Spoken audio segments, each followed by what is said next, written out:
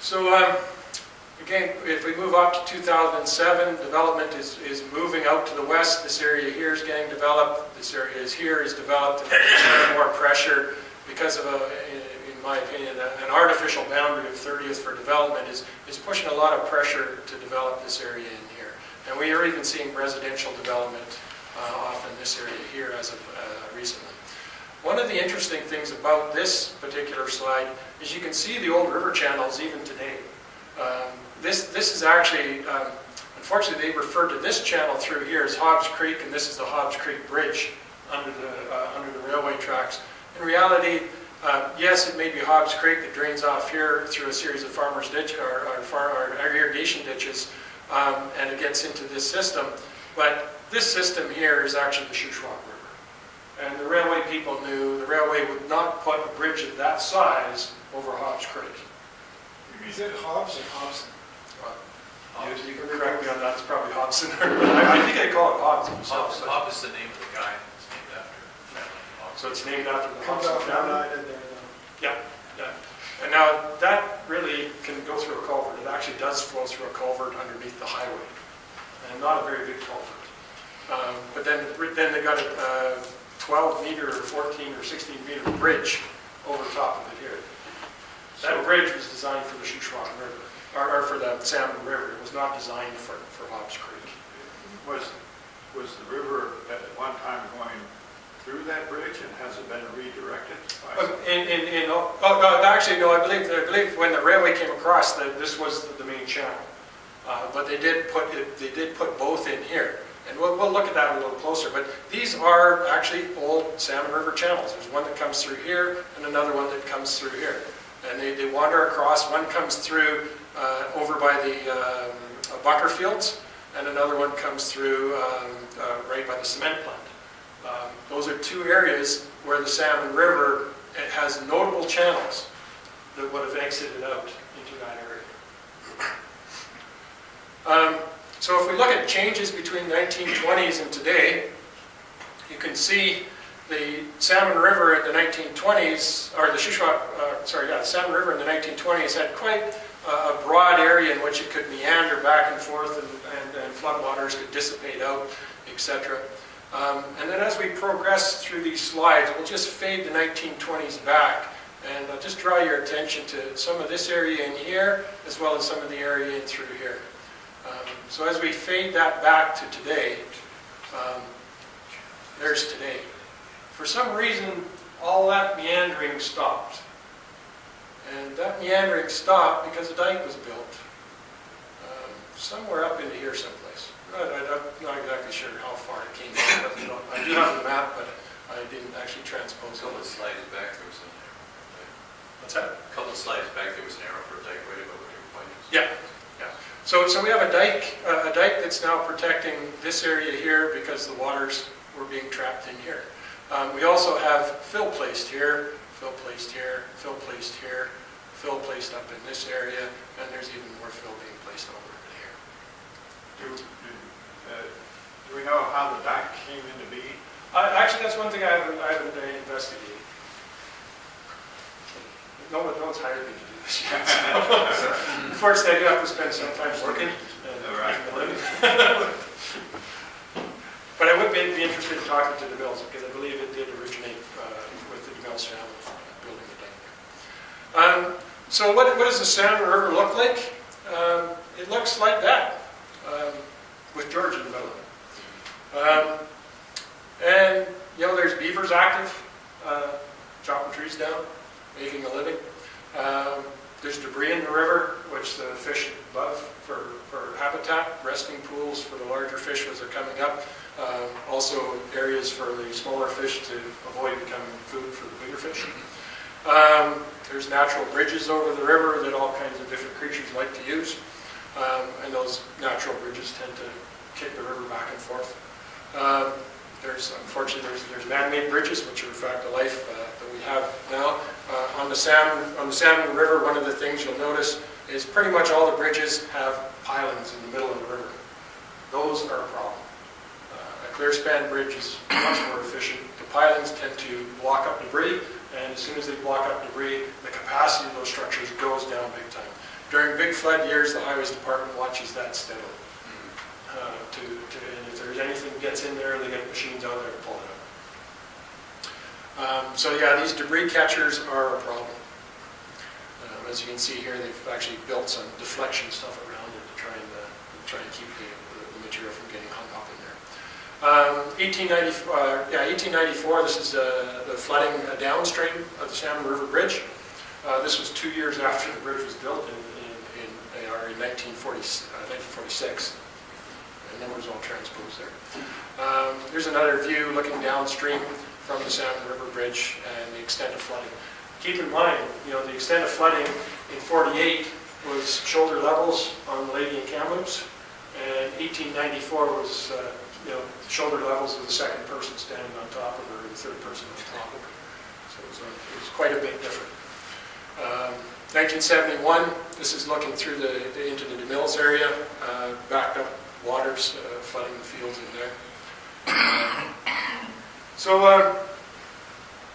What we have happened in the Salmon River is we have water movement, both the volume and the location of the water movement through the floodplain has changed. The sediment transport potential has changed. The location in which the bedload sediment and suspended sediments deposit has changed.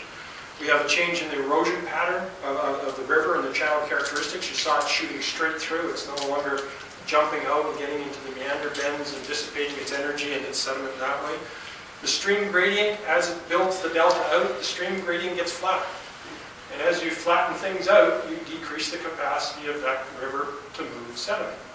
So instead of depositing the sediment on the floodplains on both sides, gradually and slowly elevating the floodplains, reducing the flooding frequency in those floodplains, we're moving the sediment further out into the lake, building the delta, flattening the stream system out, and now the land that's no longer being elevated naturally is going to be increasingly more prone to flooding because we've flattened the stream gradient out. The only way to deal with that is to artificially drop the stream gradient down, which means dredging, which means big expense and big environmental impacts. And the hydraulic, and as a result of that, our hydraulic capacity goes down. So you can expect worse, left to their own devices, things on the Salmon River are going to get progressively worse. And here's what I mean about some of the deposition and such on the Salmon River. This is a shot of the Salmon River Delta as it was formed pre-railway. It was building off to the west here with the lateral transport of sediment off to the northwest. Its present location, the delta is prograding outwards, and there's a future location for it here, where the water wants to go. The water won't continually go through here, because as you elevate the land in this area and you flatten this out, these natural levees for the river in here are going to breach. And it isn't going to take much. All it's going to take is a tree to blow down, or a beaver to chew a tree down that gets jammed up here, or some debris to get lodged underneath the railway bridge, and the Salmon River, the Salmon River is going to want to go this way. And this area in here has a tremendous capacity to hold a lot of sediment. It can hold decades and decades, if not centuries worth of sediment in this area in here, without affecting the hydraulic capacity of the stream further up. It would actually steepen the gradient up substantially over where the outlet currently is way out here. And we'd have greater conveyance for both sediment and water. Well, Calvin, are you saying then that yellow area, which is where you say the delta is going to move to, Yep. Actually includes also the low area right there where the pond is? Yep, right through here. So that should be yellow too? Yeah. Well, what I was looking at is deltas on the other side of the river. So you can see here, the railway didn't put anything here for a bridge. The railway has a bridge here. They also have a bridge there. Right. So they're anticipating the delta is going to behave like it should. The river moves across the delta, and then it's going to march back across again as it flattens it out. But in the meantime, while it's doing that, regular floods are slowly elevating this land up in here, left to their natural devices. But with man-made intervention, the land up here is never getting any higher. So conditions are not going the way nature intended them typically anything we do with nature, we always muck it up. Because there's always something we didn't think about.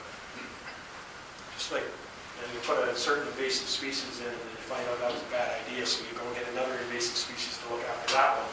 And it does a good job, but then it runs out of food and then it goes after something else that you didn't really intend it to eat. So, oops. It's like the Atlantic salmon not getting away. Sorry about that. Guess we were wrong. So who's at risk in this area here? Effectively, we have outlets and we have channels for the river that we want to go when it breaches, when this dike fails, and rest assured it will fail.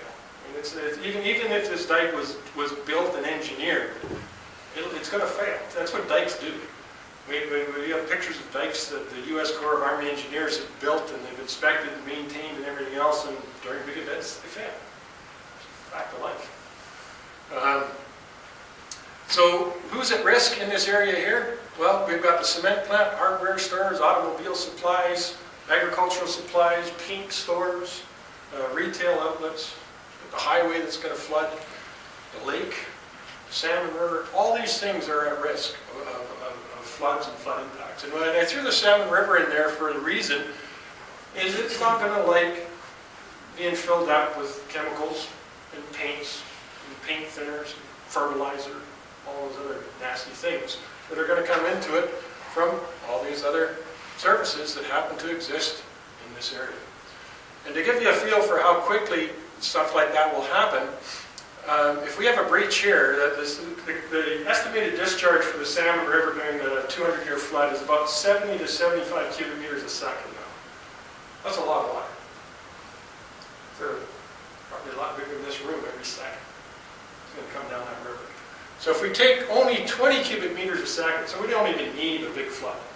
If we only had only a portion of it, like the annual flood through the Salmon River is around 30 to 35, or 30 to 38 cubic meters a second. So if we take 20 cubic meters a second and we dump it off into this area in here, inside of 10 hours at Buckerfields, we'll have half a meter of water in 10 hours. And during the freshet time of the year, there's a really good chance that a breach is going to happen. Well, actually, it's 50-50 chance that the breach is going to happen at night. And since it's a bad thing, it's probably about an 80-20 chance that it's going to happen at night. Those are the laws of statistics. And there's probably about a 90% chance it's going to happen on a Sunday. So, anyway, it doesn't take much. Now, so if you take 10 hours and you got a foot, you got 2 feet of water sitting here, if we take one of these bridges here and we drop it into the river, well, we could take 40 cubic meters a second and send it out over there. Now we have a meter of water in 10 hours, or we have a half meter of water in 5. You know, before people wake up and get out of bed in the morning and put their feet down on the wet, soggy carpet, we've got serious damage.